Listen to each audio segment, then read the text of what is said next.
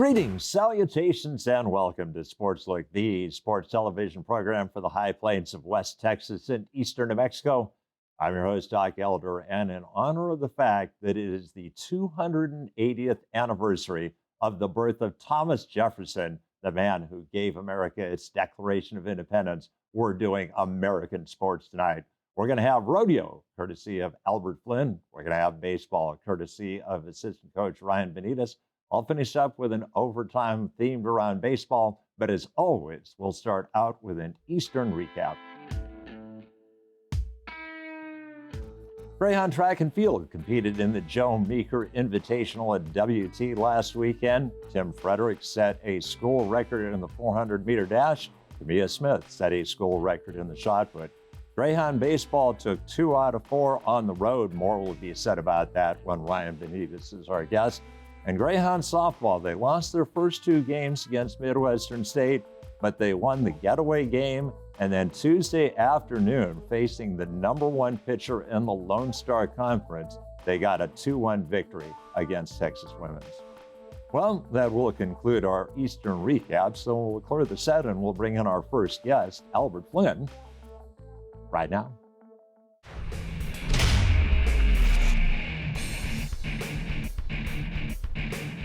Welcome back to Sportslook, and an honor to bring back to the set of Sportslook my good friend, my favorite guest at Eastern New Mexico University, the head coach of Greyhound Rodeo, Albert Flynn. And Coach, welcome back to Sportslook. Thanks. Appreciate it. Well, Coach, you are my favorite guest because I've lived in this part of the world for 28 years. I've been going to rodeos, but I always learn about the sport from you. So I imagine even today, after all these years, you're going to tell me things I don't know. I don't know. You've covered it quite well. I hope I've been a quick learner. Yeah. But obviously, we're having you on right now because this weekend, big rodeo for your Greyhounds. Yes, sir. Yeah, we're going to go to Howard College in Big Spring, Texas, and it's in a really big arena. We just got through going to 2 arenas where they was like on a basketball court. Breakaway roping was really, really quick. Last weekend, the girl that won the breakaway roping, she was 1.8 and 1.7. And we had a girl that was 2.3, but the cut was 2.2. Or I'm sorry, the cut was 2.1. And then the goat tying, the cut was 7.2, and that girl was 7.3. And she made it back in the barrel race. So she just liked a little bit of making it back in all 3 events. So we're looking forward to getting in that big arena. The goats will be at 190 feet. There'll be a lot of girls that can't run 190 feet. They can run 80 feet pretty quick, but you put another 100 feet on there and they just think they're there and they're not quite there. So it'll be good watching. And that's a prime example of why I love having you on, because you help to explain the difference. I mean, for a lot of people who are just they hear the term rodeo and they assume that every rodeo is like every other rodeo. No, they're not. They're not. No, they're not. Arenas dictate kind of conditions. There's probably a chance that it could rain in Big Springs. And, it's kind of like our rodeo. It rains about 50% of the time. It's that time of year. We wish that we could have your rodeo again because it hasn't rained here for a long time. Since it left. Yeah. Exactly. Yeah. Well, by contrast, what do you expect the times to be this week in the bigger arena? I think probably a 2.5 will make it back in the short round in the breakaway rope. Probably a 8 flat make it back in the goat tying. It's just they just don't get there quick enough to be a 7 or 7.8, somewhere like that. The rest of the events will be pretty much the calf roping. It was pretty quick in them little arenas. They were 8, a 9.2 made it back, and may still be a 9, but there may not be very many 8s to get back. The steer wrestling probably still going to be somewhere in the 5.5 range, somewhere like that. But those 2 events, the the women's events, the breakaway roping and the goat tying, it just goes so quick in them little buildings, and this will make a difference. And I was just going to ask you, and that's why you're such a good coach because you anticipate things. I was just going to ask you what event is going to have pretty much the same time regardless of the facility? Probably the steer wrestling. Uh, the score's a little longer, but they still can go quick if they draw the right steers. There won't be any threes like there were in that short building or a quick four, but five, if you're six, you probably won't make it back. There'll be some long fours and early fives, and and the team roping, it's probably a kind of a flip of a coin as to what the times will look like there. The barrel race will be a bigger pattern. I believe, like Stacey Moore, where she was a 1397 and made it back, and then she kicked over a barrel to win fourth in the average. And but it'll probably be a long 14, to get back in the barrel race this time.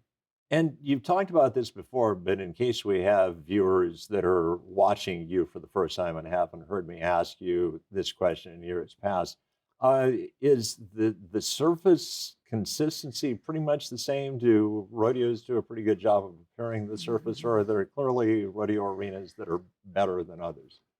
There are some that are better than others, but most of them have upgraded their dirt to where it's not quite as bad. Uh, some of them have scattered the barrel races where the dirt is so important. Uh, you know, Friday morning, Saturday morning, they're going to run 70 barrel races, and that's going to be a lot of barrel races in a setting. They've got to take care of 160 of them and 10 during the two performances, and then they'll cut it in half, and the rest of them will go Friday morning, Saturday morning, but it's tough to keep the dirt the same for the first 20 as it will be for the last 70. But probably halfway through, they'll replow the arena and start over, and then the bottom half will have as good a chance as the top half. And I was smiling as you were saying that because for people that have ever gone to a Major League Baseball game, the analogy is that after the fifth inning, they bring the drag rakes out and they rake the base paths again, just like they did before the game. Yeah, yeah, so that probably makes sense. Yeah. Well, Coach, when we had you on earlier in the semester, we were getting ready for the first Greyhound rodeo, and we will remind people that 5 rodeos in the fall, 5 rodeos in the spring. Right. So, how have things gone for you up to this point? We've had 2 girls, Stacey Moore and Greeley Estate. Those 2 girls have consistently made the short round in something. We've had some girls that were close in the breakaway roping, but when you had to be 2 flat or 2-1, well, a 2-8, it's just too long. We've had some goat tires that were 7-6, 7-4, still just, they made nice runs and just a little slower. But the boys, we've had some steer wrestlers make it back. And I've got 4 steer wrestlers, and some at one week or another, one of them makes it back. I think this last weekend we may have had 2 make it back to the short round. But calf ropers, we just don't have they just don't ride the quality of horses that it takes right now to be quick. The team roping, they should be making it back in the team rope, but things just happen in the team rope. Too many parts and pieces. Yeah, obviously with team roping, you've got two animals, you've got two riders, and you've got one animal, and so Right. like I said, a lot of moving parts Yeah, there. right. Well, and this is what I love about doing television is because I can sometimes make an absolute fool of myself, and I may Mhm. make an absolute fool of myself. But the young lady really, if I remember correctly, is she from Indiana originally? Yes. Okay, Yeah. good. Wow. Yeah. Yeah. Yeah. Riley's from Indiana. Stacy's from Tularosa. And, but, you know, I don't complain because we're going to have our awards assembly here about the 25th of April. And we're going to give out scholarships. And there's about 14 scholarships. And half of them recipients have a GPA of 4.0. All of them have a GPA of over 3 point. So, we're going to graduate 4 or 5 girls, and one of them's something 2.8, the rest of them are three something to a 4 point. So, that's what our athletic programs are all about, is getting an education. And as long as I can recruit girls and boys that'll come in here and be good, successful students, win or lose, we still feel happy and feel like we've done our job. And I've had the opportunity just because of fate that there have been occasions when you've been showing a young lady around the arena, and I've had a chance to meet. And it's really very heartwarming from a professor's standpoint to hear you talk about the academic. It's like rodeo's important, but this is Yeah, really the most yeah, important. this is what they're coming to school for. Uh, we tried to recruit some other girls. For some reason, the girls have all decided they need to go to a junior college first. Why that change has happened, I have no clue. I know why breakaway ropers want to go to Weatherford and that area, because breakaway roping is getting to be such a big event. A lot of dollars are in it, and they all think that they're going to be part of that. But still, at the same time, if that's the reason they're going to junior colleges, they're not going for the right reason, in Well, my opinion. I couldn't agree with you more. Well, Coach, we wish you the very best of luck this weekend at the Howard College Rodeo, and all I can say is keep up the good work. Appreciate it. Thanks, Doc. All right, well, that is going to wrap up our first interview segment, so we'll clear this out and we'll bring in Ryan Benitez from Greyhound Baseball right now.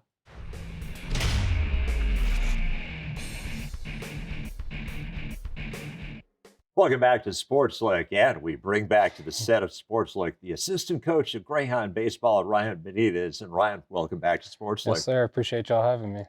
Last time we had you on, the season was just getting started, and now we're down to we've got 3 weekend series left. Yes, sir. It's crunch time, like you were saying earlier. Crunch time right now. We got 3 series left: Oklahoma Christian, St. Mary's, and Lubbock Christian. So these next 3 series are going to be very important for us.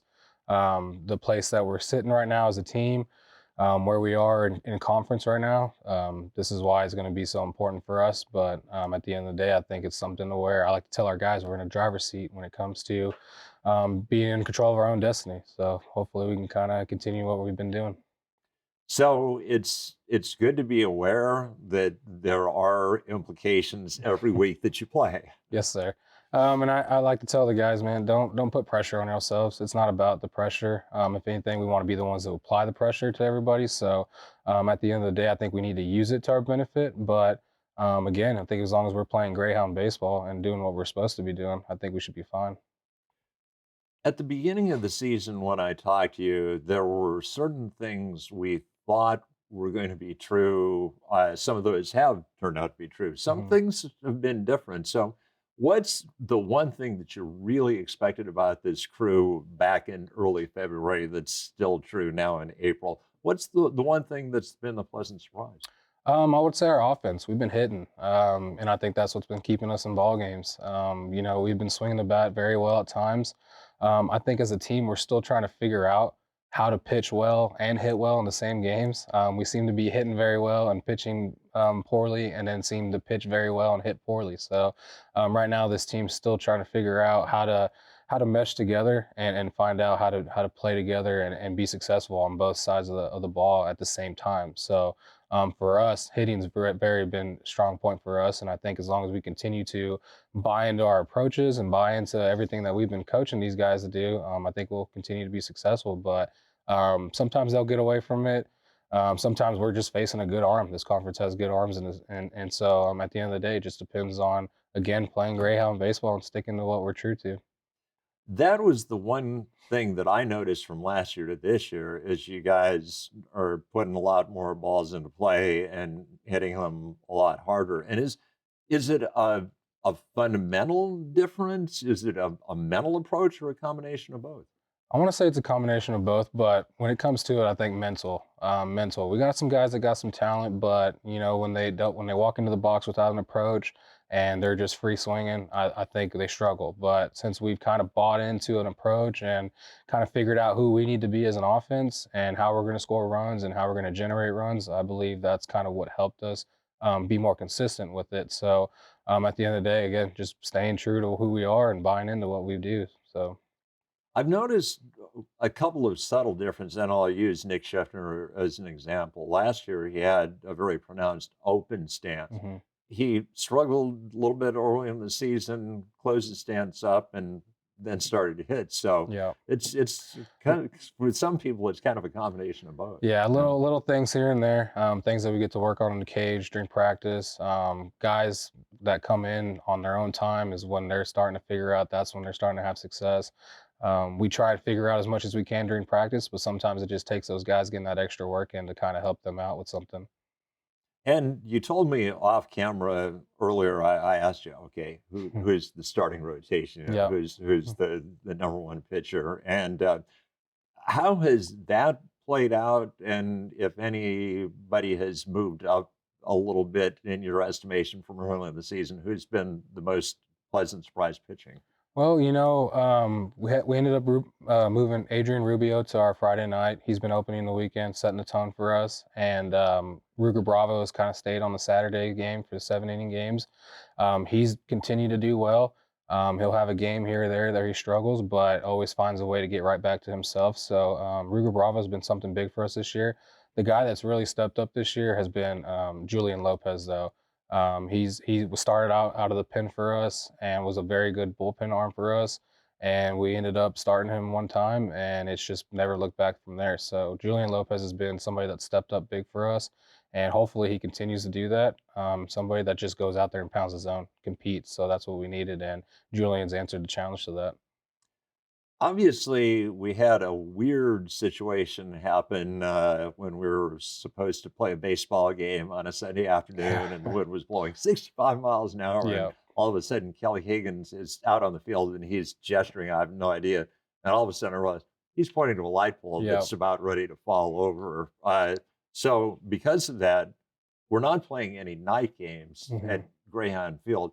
Is that an advantage, disadvantage, or is it baseball regardless of whether it's under the sun or the lights? Well, early in the season, I think it became an advantage because it was just getting so cold at night. So as soon as the sun goes down, it's a different world here. So I think it was kind of helping us being able to play under the sun and everything. But I don't think it brings us a disadvantage or an advantage now that it's starting to warm up a little bit. I think our guys are starting to show up a little earlier, anyways, to get some extra hitting in. So at the end of the day, I think they're more happy with playing earlier and getting the game over with earlier, so we can kind of figure out what the rest of the conference is doing. It allows us as a coaching staff to watch the rest of the night games that night, and allows us to kind of take some notes on some guys if we need to. So I don't think it does too much for us, but yeah, that win was something that was pretty crazy. I've never experienced something like that Never before. blew that hard down in Kingsville. Nothing, not like that. No, not like that. So something new to me right there. I've If never. it was a hurricane. Yeah, exactly. So Well, Coach, looking back at the season, sometimes there is a game that you can point to and say, that's where I clearly realized the potential mhm. of this club. Sometimes it's just every game, it's like, okay, we're getting a little bit better. Is that the way that this season has been, or could you point to one game and say that's clearly where things turned around and you got yourself into contention? Well, I like to think that St. Edwards, the weekend of St. Edwards, was when we kind of found out how good we could actually be. St. Edwards is very competitive this year, and they're highly ranked this year. So for us to be able to do what we did against those guys and take 2 out of 3, that was huge for us. I think that gave us all the confidence in the world. I think it gave us a game to look back to and say we need to get back to that team. We need to figure out who we were that weekend and get back to that. It definitely gives us that option of being able to say that as a coaching staff, and it gives those guys the ability to look back at that weekend and say, I was doing this, I was doing that. I need to get back to that, and give those guys an idea on where they were that weekend and what we need to get back to. Lone Star Conference is just tough from top to bottom, and if you get any sort of playing time at all as a freshman, that says a lot. Hmm. If you can start as a freshman, that says even more. And if you're a freshman and you bat 3 and 5, Yeah. as a couple of freshmen have for you a lot of the season, it's just like these kids are something special. So, what makes Jonathan Clough and Dylan Hummel good enough that they can not only start as freshmen but be significant contributors? Well, I think it's their work ethic. Out of everybody on the team, those 2 guys are at the field all the time. They're in the cage all the time. They're great kids to coach. They're very coachable, but they love the game, and you can tell right now that they're just having fun out there. So at the end of the day, I try to get the seniors to look at these young freshmen and understand that they're not putting pressure on themselves. They're not playing with pressure. They're just playing the game that they love to play, and they're out there having fun, and it looks like a good time when you watch them. So at the end of the day, I think that these older guys can learn something from these freshmen just by enjoying the game and actually loving what they're doing, and just playing the game with no pressure. So, A young man that's really impressed me, and I think really symbolizes why I love the game of baseball, because he's not the biggest kid in your roster by far, but Demetrio Archuleta, yep, that kid, for being 5'8", he's got pop in his yep. bat, he's got range, he's just a five-tool ball player. Yeah, no, he's been phenomenal for us. And in the fall he was struggling a little bit, and we were trying to figure out who was going to be our second baseman, who was going to be a guy that was going to be a spark plug for us. And Demetrios found himself in that spot. If he's going, I think the Greyhounds are going. So at the end of the day, if he finds a way on and we can drive him in, I believe it's opposite for him too. If he's got runners on, he's going to try and do everything he can to drive those guys in. But I think his best aspect is he's just very competitive, just a very competitive kid, and won't take no for an answer. He's out there getting his extra work in, and as long as I think he stays healthy, he's going to be a big part of the Greyhounds. Another kid that's really impressed me that's new to the program, Willie Ponce, Hmm. a shortstop who hits cleanup for you, Yeah. and I kid can do it with a bat, and he's got one of the strongest arms I've seen as a shortstop. Yeah, no, he's been great for us. It's been something that we hadn't had, and it's been something that he's been very consistent where he's at. Defense is phenomenal, but his ABs and his bat is a lot for us. He's a big 2 out guy. For some reason, he always seems to come up with runners on 2 outs, and it's a clutch factor that he has. It's like he wants to be the guy in that situation, and he enjoys being that guy. So I think he lives for it, and I think that's why he's been being successful for us for a while. Well, obviously, as we pointed out, we do have the 3 series that are left, and we will point out that, this weekend, the Friday game is a 2:30 start, if I remember I correctly? believe so, yes, sir. We had to move it up because of the light situation. Yep. So yeah, we had to move it up, and I think all of our games will probably be moved up from this weekend. But we'll probably have an early start on Saturday. I believe it's like 11 o'clock, probably. So yeah, it's something just because of the lights, that situation that we have. Well, obviously, people have 2 opportunities in the regular season to come out to Greyhound Field, and in the minute that we've got left in your segment, if people come out and watch Greyhound baseball, what's the one takeaway that you hope they leave Greyhound Field thinking about your guys? Well, I want these guys, or the fans that come to the stadium, I want them to understand how hard these guys work, how relentless these guys can be, and how competitive they can be. So, if I'm a fan and I walk away from this game and I walk away from a Greyhound baseball game, I want to talk about how, man, those guys just never stop fighting. Those guys never stopped, just gave in to a game and continued to fight back and continue to show a lot of energy. And I think that's what we bring as a team is a lot of energy. So as a fan, I want these fans to be able to come here, enjoy our games, enjoy our chants, the celebrations that we do after we score runs. I want our fans to be able to enjoy that, and I think that's something that they can get out of us is a lot of energy. Well, Coach, congratulations on the success that you've had so far. Best of luck this Thank weekend, you. and let's hope we see you guys in the playoffs. Yes, sir. Thank you. All right, well, that is going to wrap up our second interview segment. So we'll clear the sets, and I'll finish up with an overtime right now.